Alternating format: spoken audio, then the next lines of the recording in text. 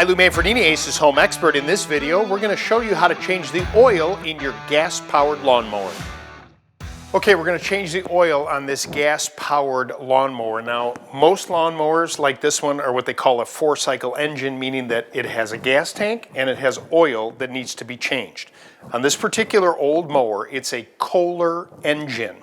Now, some mowers actually have a little valve here, or a little nut that you would unscrew to take the oil out. On this particular one, it comes out from the fill valve as well. Now, it's a good idea to do this when the engine oil is warm because you'll get most of that oil out. Now, unlike a car, small engines like this do not have an oil filter, so you don't have to worry about that. So what we're going to do is we're going to use a container like this, and we're going to tilt the mower on its side so that it's on its side, and then that is right over the top of this drain pan. And then I'm going to go ahead and loosen that to allow the oil to come out. Now, you do want to ensure that the gas cap is tight because you don't want to drip any gas while you're turning that. And the oil is going to drain into this pan.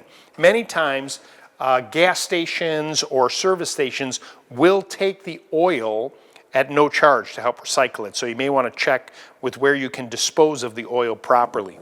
Once the oil is removed from the engine and nothing else is coming back out, you're going to put it back down on all four wheels.